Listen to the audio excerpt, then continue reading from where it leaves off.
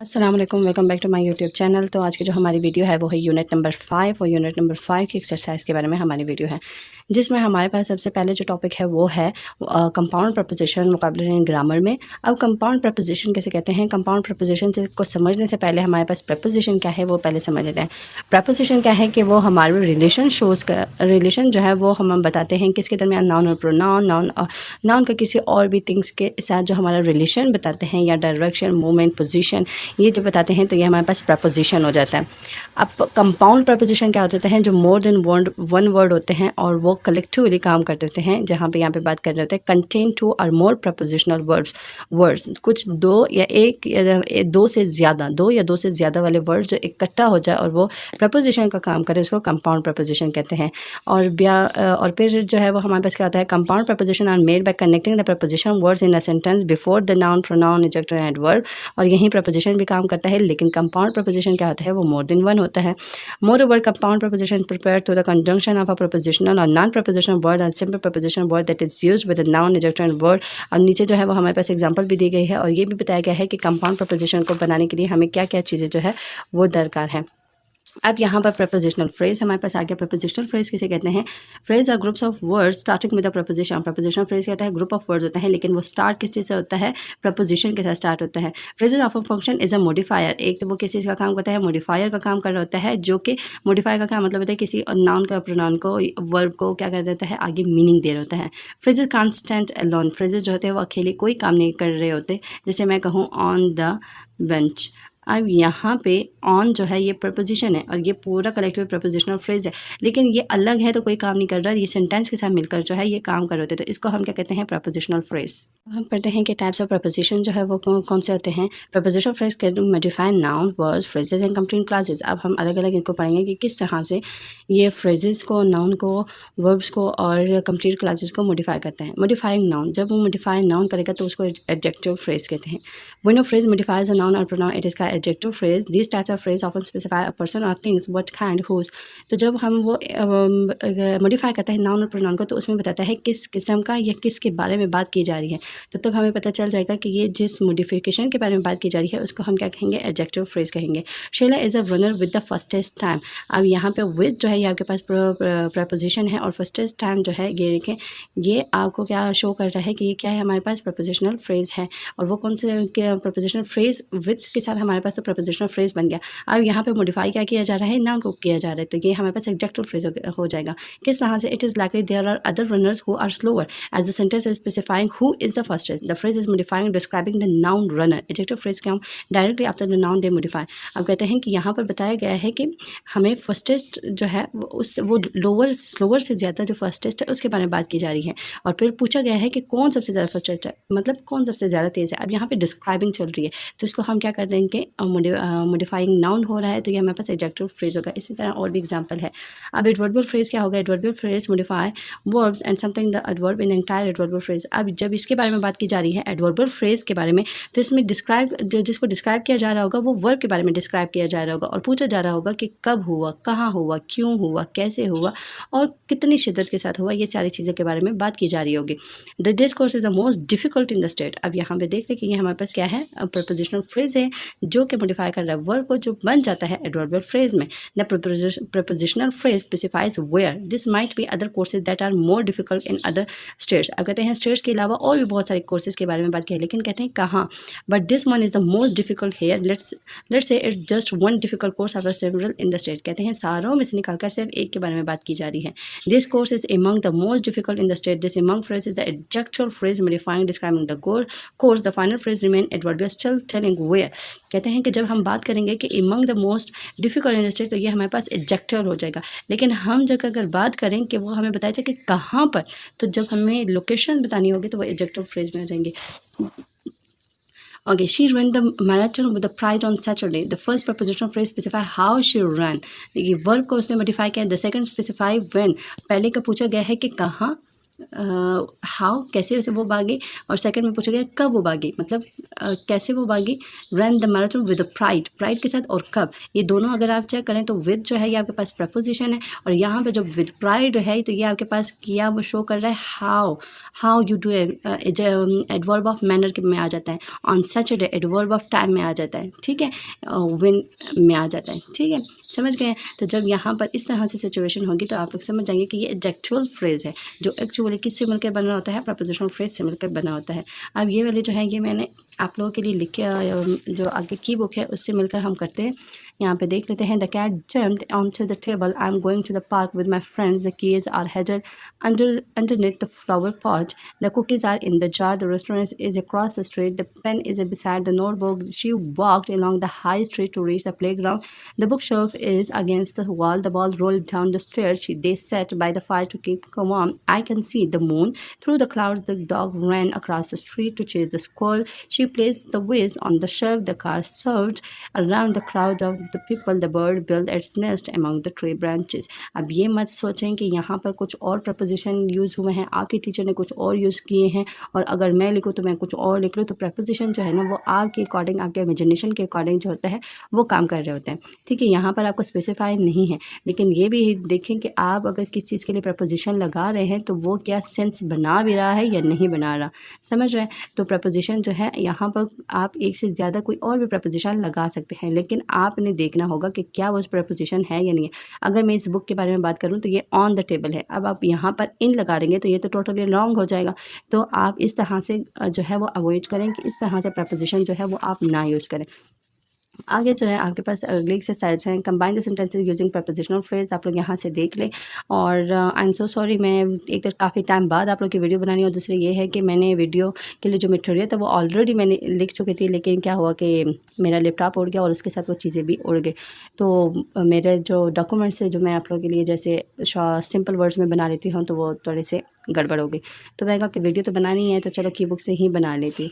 अब यहाँ पे प्रपोजिशनल फ्रेज और कंपाउंड प्रपोजिशन इन सेंटेंसेस। अब यहाँ पर अगली एक्सरसाइज है, आप यहाँ से इसको नोट कर सकते हैं। यहाँ पे हो गया। अब अगली एक्सरसाइज क्या, create your own sentences using giving compound preposition prepositional phrases. Here are 5 sentences using compound preposition. ये आप खुद से भी लिख सकते हैं और यहाँ पर प्रपोजिशनल फ्रेजेस के बारे में भी है, देख लें। अच्छा, अब ये आप लोग कर चुके हो तो हम आगे आ जाते हैं। अब यहाँ पे द कैंपिंग ट्रिप है। अब यहाँ पर ना कुछ शॉर्ट सी स्टोरी दी गई है। अब इस स्टोरी के अकॉर्डिंग हमने कंपाउंड प्रपोजिशन फ्रेज के जो है वो हमने क्या करना होता है, उसके अकॉर्डिंग इसकी जो एक्सरसाइज है वो करनी होती है। तो आप लोग इसको एक दफ़ा लाजमी रीड करें, फिर उसके बाद आगे जाएँ। अब यहाँ पर टॉम एंड हिज फ्रेंड के बारे में बात की जा रही है, तो उसकी जो कैंप फायर है उसके बारे में बात की जाए। अब उसके जो क्वेश्चंस हैं, which compound preposition describe the path they took through the forest. अब यहाँ पे उन्होंने लिखा हुआ है through the dense forest. Where did they decide to set up their camp site, they decided camp site next to the large border. अब आप लोगों ने जो आंसर करने हैं वो थोड़ा सा अकॉर्डिंग कंपाउंड प्रपोजिशन के करने हैं। When they heard a rustling sound where did they shine their flashlight. अब आप लोगों को पता है रसलिंग साउंड किसे कहते हैं, रसलिंग साउंड कहते हैं सूखे पत्तों की जो आवाज़ें होती हैं। अब क्या कहें, they shined their flash lights towards the night and a family of raccoon searching for food.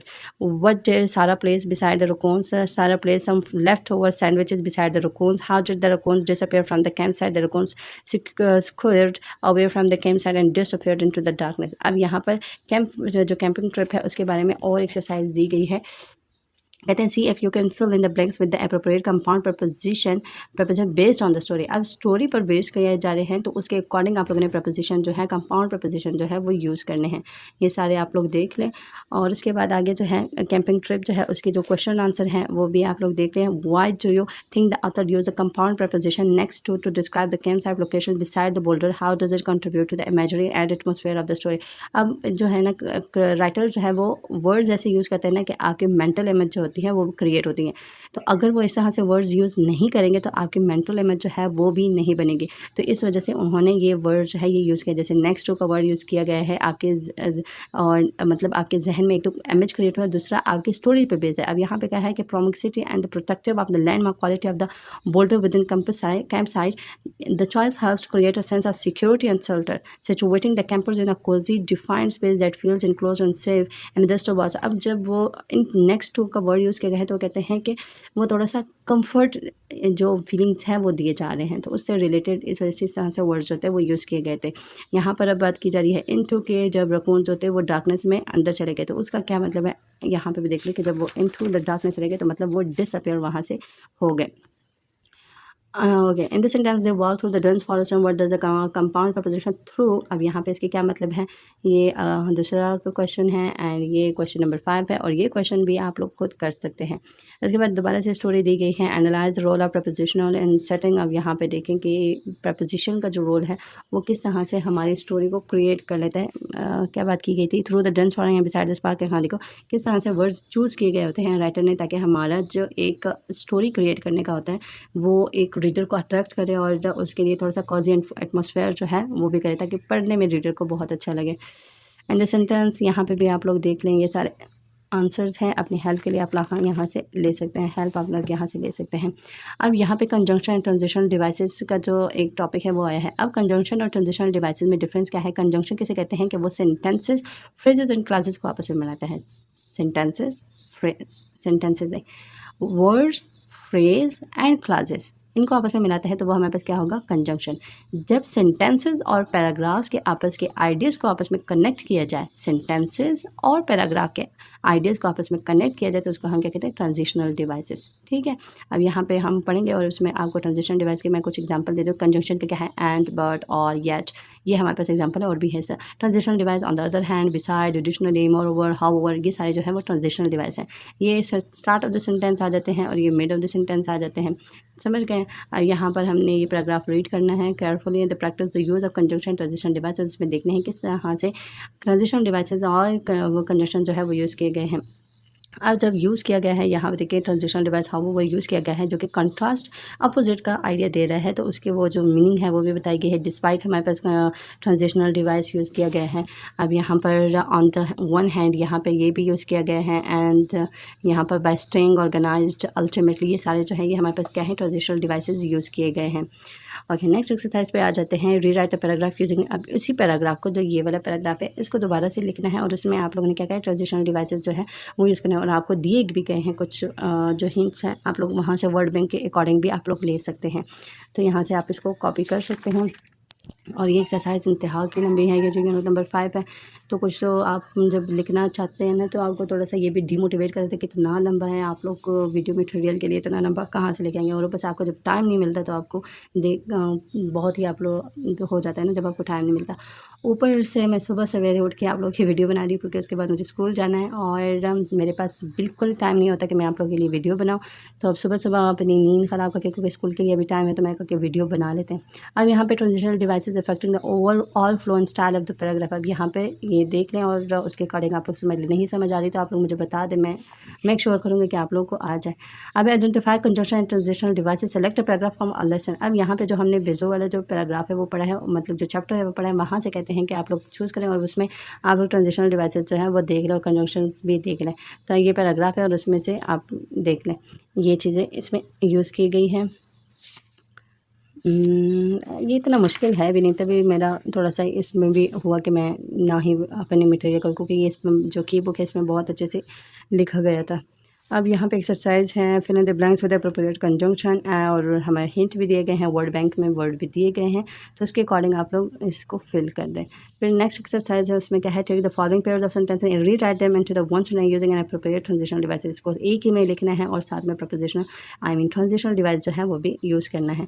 अब यहाँ पर हमें एक ऐसे लिखने को कहा है और ऐसे हमने लिखा है importance of education in society. मैंने नहीं लिखा, मरियम सीरीज़ वालों ने लिखा, तो आप लोग यहाँ से इसकी हेल्प ले सकते हैं। मैं आप लोगों को कहूँ कि आप लोग है 10th क्लास, और 10th क्लास को ना चाहिए कि वो अपनी एसेस जो है ना माइंड मैप बनाए और एसेस जो है वो खुद लिखें, क्योंकि आप ना मुझे पता ना आगे टीचर को पता। आप जितने ही टीचर से पूछ लो उनको नहीं पता कि फेडरल बोर्ड ने आगे जाके कैसे पेपर बनाना है, कौन सा देना है, कैसे देना है। तो इससे बेहतर नहीं है आप लोग अपनी इतनी प्रैक्टिस करें कि आपको किसी चीज़ की ज़रूरत ही ना पड़े, आपको आए, आपको इस बात की बिल्कुल ही मतलब वो हिंदी में कहते हैं ना, चिंता ही कोई ना हो, तो आपको कोई ऐसी जहमत ना उठाना पड़े कि आप कहें कि यार मुझे तो नहीं आ रहा। आपके पास जब नॉलेज होगा, आपके पास प्रैक्टिस होगी ना, तो आपको जो भी ऐसे मिले, जो भी लेटर में, जो एप्लीकेशन, डायलॉग, जो भी आना होता है, तो आप लोगों को कोई प्रॉब्लम नहीं होगी, आप लोग कर लेंगे।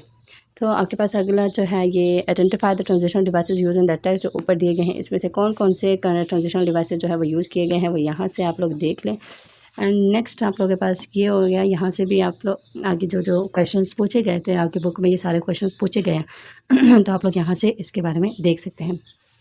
कोरिलेटिव कंजंक्शन के बारे में बात की जा रही है। Correlative conjunction are used in pairs to link equal parts of the sentence. Correlative conjunction link equal parts equivalent elements. अब ये जो है कोरिलेटिव, ये इस तरह से होता है कि वो इक्वल मतलब एक ही बैलेंस तरीके से ना दो सेंटेंसों को आपस में मिलाते हैं, तो उसको कोरिलेटिव कंजंक्शंस कहते हैं। अब यहाँ पर आप लोग देख लें कि the light was not green but red. अब यहाँ पर सेम सेंटेंस है, बस बट जो है अगर बात की जाए तो ये दोनों जो है ये इक्वल रैंक के अकॉर्डिंग जो है ये बात की जा रही है।